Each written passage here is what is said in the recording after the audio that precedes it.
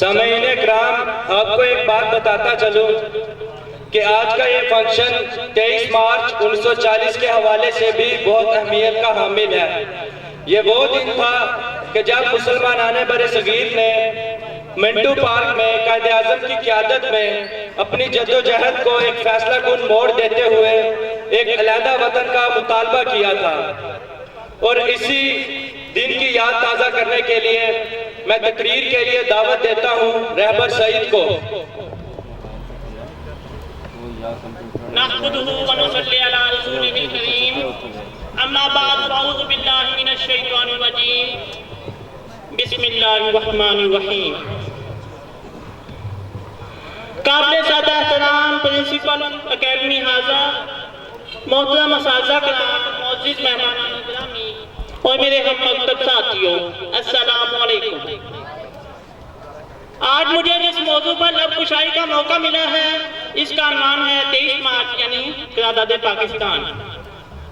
جناب والا، عشق اور آزادی بہار زیست کا سامان ہے، عشق اور آزادی بہار زیست کا سامان ہے، عشق میری جان اور آزادی میرا ایمان ہے۔ عشق پر کروں فدا میں اپنی ساری زندگی، عشق پر کروں فدا میں اپنی ساری زندگی، لیکن آزادی پر میرا عشق بھی قربان ہے۔ امیر محفل 23 مارچ آزادی کے حوالے سے بے حد اہمیت کا حامل ہے۔ آج میرے دل میں جذبات کا ایک تلاطم برپا ہے، سمجھ میں نہیں آتا کہ ان جذبات کو آپ کے سامنے کیسے پیش کروں۔ تقدیر کے قاضی کا یہ فتویٰ ہے ازل سے، تقدیر کے قاضی کا یہ فتویٰ ہے ازل سے، ہے جرم میں ضعیفی کی سزا مرگ مفاجات۔ جناب والا، لفظ قوم ایک ایسی قوت کا احساس ہے جو انسان میں سراپا جرات، حقوق کا شعور، نظریات کو اجاگر اور غیرت کو بیدار کرتا ہے، اور جب یہ جذبے انسان کو زمین سے زمین جنجوڑتے ہیں تو تحریکیں جنم لیتی ہیں، میدان سجتے ہیں، تلواریں کھنکتی ہیں، جذبے لڑتے ہیں اور نظریات سکھاتے ہیں، اور پھر توڑ کے غلامی لخت ایسے ظلمت تمام اور آفتابیہ سے شروع ہو کر قوموں کی بقا کا ضامن بنتے ہیں۔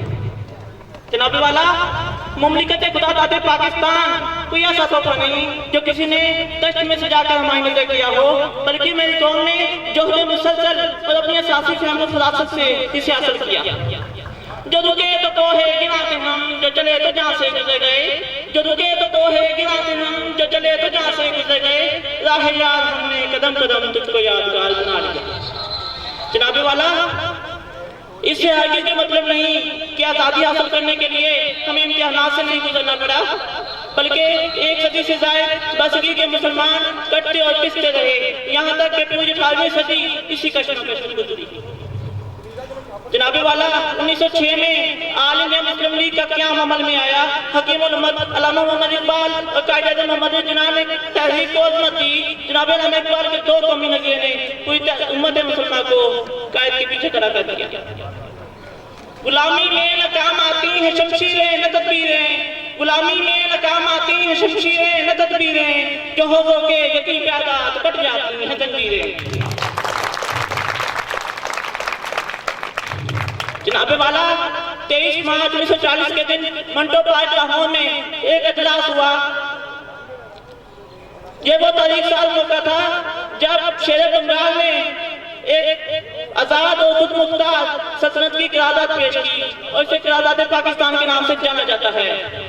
جناب والا، میرا پاکستان، میرا پاکستان، میرا ہمارا ہم سب کا پیارا پاکستان، آنکھوں کا تارا، اسلام کا قلعہ، ایٹمی قوت، دن دنیا چکنے سے کہتا پاکستان، اسی قرارداد کی جیت تھی اور اسی سونے صاحب کی تعبیر ہے۔